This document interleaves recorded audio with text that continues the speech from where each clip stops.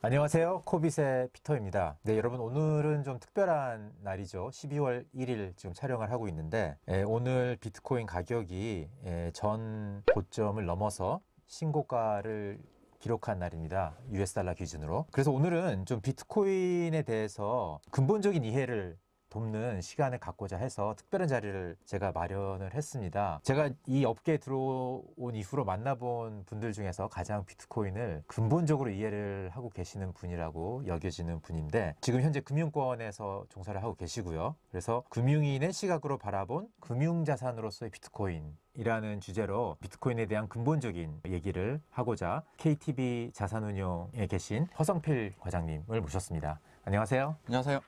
반갑습니다. 간단하게 자기소개를 좀 해주실 수 있을까요? 네, 제 소개부터 시작하겠습니다. 예. 이름은 허성필이라고 하고요. 네. 2012년 공인회계사로 안진회계법인에서 사회생활을 시작했어요. 그리고 한국투자증권에서 잠깐 회사채 애널리스트를 역임을 했었고요. 또 지금은 KTB 자산운용에서 해외 대체 투자, 소위 부동산 투자라고 보셔도 되는데요. 해외 대체 투자를 담당하고 있습니다. 지금 하고 계시는 업무랑은 뭐 직접적인 관계는 없지만은 이제 직접적인 관계는 전혀 없죠. 예. 네.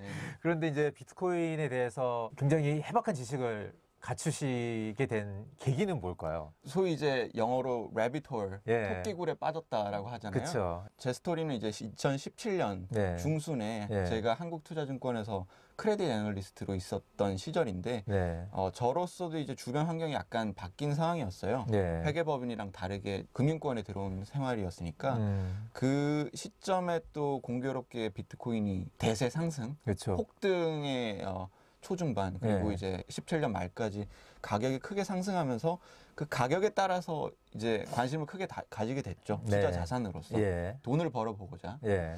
근데 다들 아시겠지만 돈을 넣게 되면 예. 관심이 가게 되고 관심이 가게 되면 연구를 하게 되잖아요. 그쵸. 물론 아닌 분들도 있을 수는 있어요. 근데 연구를 많이 하게 되면서 비트코인이 단기적 광풍으로 끝날 현상이 아니라 예. 중장기적으로 오히려 초장기적으로도 사회 전반에 막대한 영향을 끼칠 수 있는 자산이다 예. 라고 판단을 하게 됐고 예. 계속 파고들면서 예. 더 빠지게 됐죠. 3년이 조금 더 지났죠. 업무 외적으로는 예. 거의 뭐 비트코인만 잡고 살았다. 돌아보면 그렇게 볼 수 있을 것 같아요. 예. 그런데 이제 한국에서 비트코인을 소위 이 가상자산이라고 불리우는 이 시장 디지털 자산 속에서 네네. 제가 느낀 거는 뭐냐면은 이더리움이나 네. 이런 실생활에 뭔가 사용될 거라는 모토를 가지고 나온 코인 쪽에 사람들이 더 공감을 잘하고 비트코인은 상대적으로 관심이 덜 하다는 걸 느꼈거든요. 과장님 같은 경우는 아예 처음부터 계속 비트코인만 이제 쭉 관심을 갖고 보신 것 같은데. 저도 사실은 이제 중간에 17년이 이제 ICO 붐이 있었던 시기였고, 예. 뭐 알트코인이 뭐 리플, 이더리움, 예. 뭐 그 외에 다른 알트코인도 더 폭등을 하면서 예.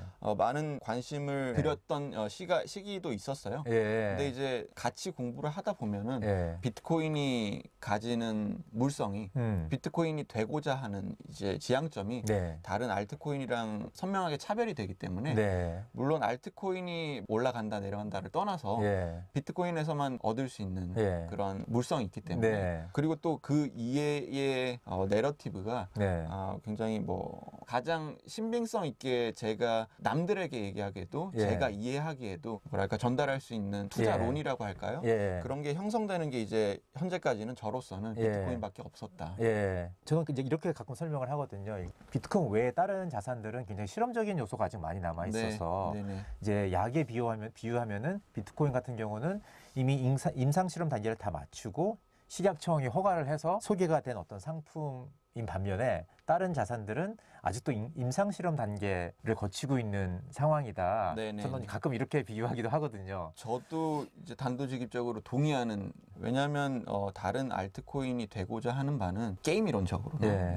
금융적으로나 네. 혹은 제가 아는 지식은 굉장히 미천하지만 네. 컴퓨터 공학적으로도 미지수의 난제가 여전히 존재가 하는 예. 과제, 야망이 큰 과제라고 할 수 있고요. 예. 비트코인은 야망은 더 크다고 볼 수도 있겠지만 예. 거기에서 풀어나가야 되는 여러 난제들을 예. 예를 들어서 컨센서스 문제라던가 보안을 확보하기 위해서 채굴 과정을 게임 이론적으로 이렇게 구축을 했다라던가 그런 설계 디자인과 네. 사회, 경제, 금융적으로서의 인센티브 시스템으로서의 예. 그런 설계 디자인 자체가 이미 치밀하게 예. 어떻게 보면은 09년도에 출범 예. 시작할 때부터 예. 비트코인의 디자인은 크게 바뀌지 않고 그렇죠. 예. 지금까지 이어져 왔거든요. 네. 크게 더 바뀐 것은 네. 사람들의 인식 네. 그리고 둘러싼 인프라, 저변의 확대라고 볼 수 있지 비트코인 자체의 설계 디자인의 본질은 거의 완성형으로 예. 출시가 됐고 출범이 됐고 예.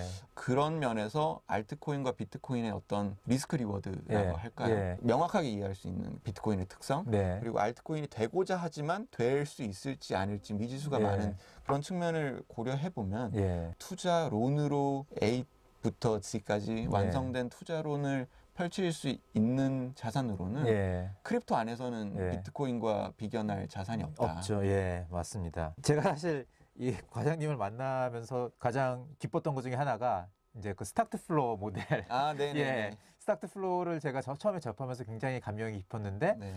이제 그 글을 미디엄의 그 플랜 B라는 애널리스트가 쓴 글을 쭉 이제 영어로 된 거죠, 원문이니까. 네네네. 읽다가 끝에 보니까 이게 한국어로 번역이 돼 있다고 써 있어서 네. 제가 이제 그걸 링크를 누르고 들어갔더니 네. 어떤 한국 사람이 그거 갖다 번역을 해놓은 게 있더라고요. 네네네. 그래서 도대체 이 스타트 플로우라고 이 생소한 이 이론을 이해를 하고서 번역을 하는 사람은 누굴까? 아, 그래서 이제 이름이 서울 비트코인 이렇게 써 있었거든요. 그래서 나중에 우연한 기회에 알아봤더니 네. 그 서울 비트코인이 이 과장님이었다는 네네네. 이제 또 그런 에피소드도 있죠.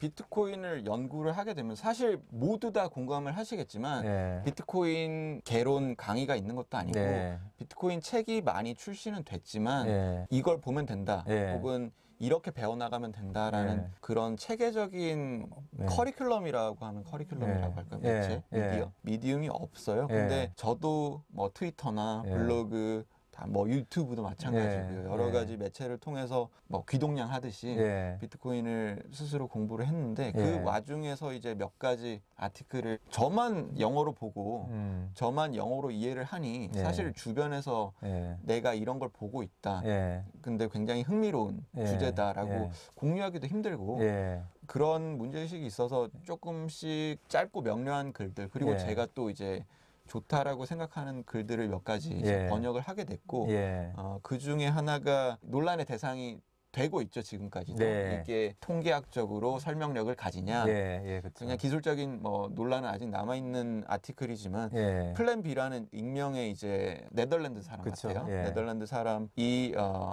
뭐 아티클 형태로 블로그 형태로 인터넷에 기고한 네. 논문 형태의 네. 간단한 논문 형태의 통계학적인 아티클이 있는데 이거를 제가 원저자와 뭐 컨택을 해서 예. 번역을 하겠다 예. 한국어로 번역을 하겠다 하고 예. 올리게 되었죠. 예.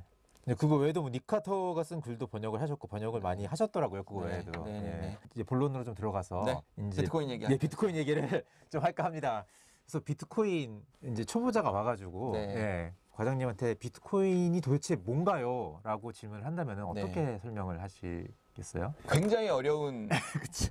질문이에요. 사실은 질문자의 수준에 따라서 예. 질문자의 관점에 따라서 질문자의 출발점에 따라서 사실은 장님 코끼리 만지듯이 예. 어느 부위부터 어느 각도부터 설명을 드려야 될지 굉장히 비트코인을 설명하기란 쉽지가 않은데 네. 결국에 저희가 가치의 관점에서 접근을 하자면은 네. 비트코인에서 가장 두드러지는 물성, 예. property, 예. 특성이 있는데 좀 길지만 예. 제가 좀 준비를 해봤어요. 네. 비트코인이란 예. 엔트리가 2,100만 개인 모두가 공개적으로 접근할 수 있는 조작할 수도 예. 폐쇄할 수도 없는 예. 장부 데이터베이스입니다. 이게 사실은 비트코인이 최초이자 아마도 저는 마지막이 될 거라고 생각하는데 유일한 사건이 될 거라고 생각하는데 새로운 물성을 획득해낸 해당 물성에 해당하는데요. 예. 말이 기니까 하나하나 예. 풀어주시죠. 단어씩 예. 한번 쪼개가면서 예. 분해를 해볼게요. 볼게요. 예. 엔트리가 2,100만 개다. 예. 그러니까 장부라고 하면은 저희가 노트에 기입을 하는, 혹은 지금은 이제 엑셀을 많이 쓰시니까 네. 엑셀을 생각하시면 쉬울 거예요. 엑셀의 행이 2,100만 개로 정해져 있는 거죠. 예. 이 2,100만 개의 행이 늘어날 수 없으니까 네. 이 장부에 들어가려면 예. 2,100만 개 안에 포함이 돼야 되는 거예요. 발행량이 고정되어 있다. 네. 발행량이 알려져 있고 예. 고정되어 있다. 다시 넘어가서 이제 모두가 공개적으로 접근할 수 있고 조작할 수도 폐쇄할 수도 없다. 네. 프로그래밍적으로 보면 오픈소스 P2P 네트워크, 좀 더 접하기 쉬운 개념으로는 예. 비트토렌트나 예. 아니면은 예전에 소리바다 같은 예. 프로토콜이 사실은 P2P 프로토콜이죠. 예. 누구나 이제 컴퓨터를 켜면 중앙은행의 서버라던가 예. 대한민국 국가 정부의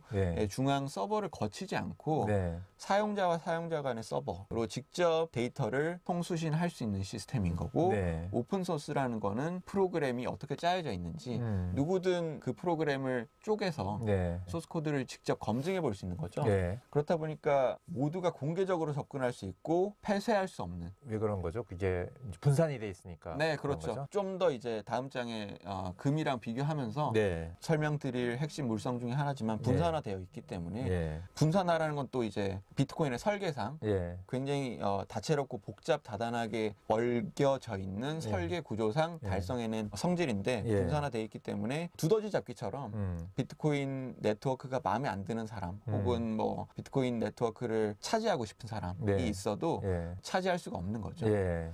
CEO나 예. 뭐 대표, 예. 오너가 따로 없는 예. 그런 네트워크인 거죠. 예. 인터넷 같은 거죠. 인터넷도 사실 오너도 인터넷 없고. 자체인 거죠. 예. 사실은 인터넷은 프로토콜만 있는 거고, 예. 인터넷 서버라든가 인터넷 노드, 그리고 인터넷 사용자들은 다 오픈되어 있는 거니까요. 네. 네, 인터넷 자체라고 볼 수 있는 거죠. 예. 네. 그러면은 비트코인이 획기적이다. 사람들이 이렇게 많이 얘기를 하는데 네, 네. 왜 획기적인 거냐고 물어본 사람들도 꽤 많이 있어요. 네. 사실 저도 처음에 접했을 때는 비슷한 그런 느낌을 가졌는데 왜 획기적인지 사람들이 물어본다면 어떻게 설명을 하실 것 같아요? 자, 아까 말씀드렸던 최대 기입란이 정해져 있는 디지털 장부예요. 네. 멈출 수도 네. 조작할 수도 없고 네. 모두에게 오픈되어 있는 디지털 장부예요. 예. 굉장히 축약해서 표현을 다시 해보자면 예. 디지털 희소성을 이뤘다는 뜻이거든요. 예. 인류 최초로 발생한 사건이라고 예. 생각을 하는데, 예. 디지털이면서도 희소성을 갖춘 자산이다. 예. 이 특성 때문에 네. 사실은 비트코인과 같이 잘 회자가 되는 네. 금보다 뛰어난 가치가 예. 있다라고 판단을 하게 되는 거거든요. 예. 그럼 이전에는 비트코인이라는 어떤 발견이 있기 전까지는 네네네. 디지털상에서 희소성을 네. 구현한다는 거는 네. 불가능했다는.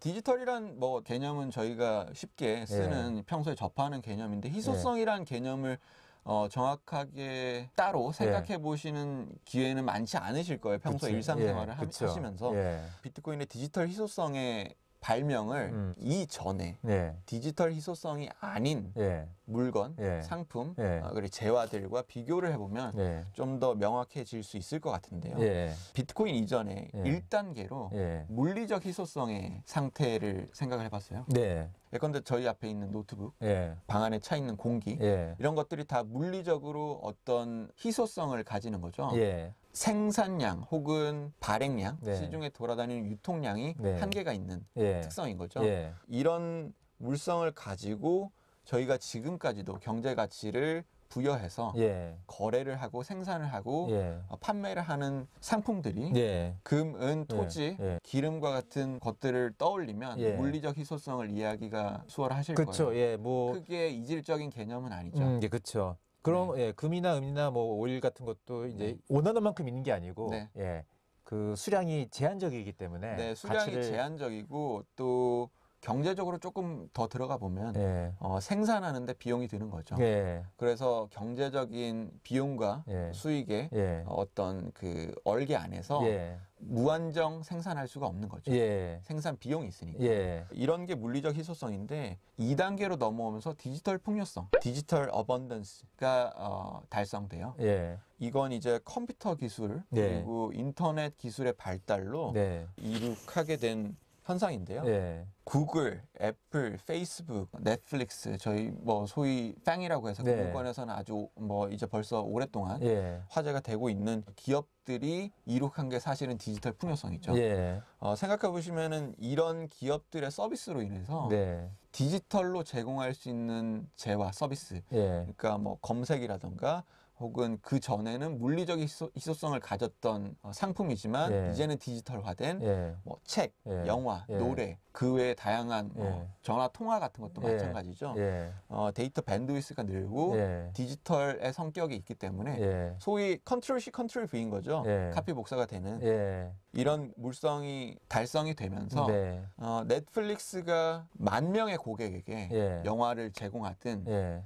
혹은 전 세계 인구에게 80억 명에게 영화를 예. 제공하든 예. 사실 변동 원가라고 하죠. 예. 보통 회계 개념 예. 경제적으로는 변동 원가라고 하는데 네. 컨트롤 C 컨트롤 V 복사 붙여 넣는데 예. 비용이 획기적으로 낮아진 거죠. 예. 그래서 디지털 어번던스 예. 넷플릭스에 올려져 있는 영화라면 예. 보고 싶은 만큼 예. 다시 보기가 가능한 거죠. 예. 그러니까 예를 들면 그러니까 뭐 저희가 뭐 셀피를 여기서 찍어가지고 네. 누구한테 보내면은 네. 사실 그 사진이 복제되는 거잖아요. 그렇죠. 내가 그렇죠. 보낸다고 해서 내가 갖고 있는 게 없어지는 게 네. 아니니까. 네. 네. 그러면서 계속 이제 여태껏 인터넷이라는 거는 뭘 보낸다는 개념이 사실은 이렇게 복제되면서 나가는 네. 거기 때문에 네. 뭐 희소성이라는 건 전혀 없고 네. 그냥 거기서 어번던스가 생기는. 네. 예, 그런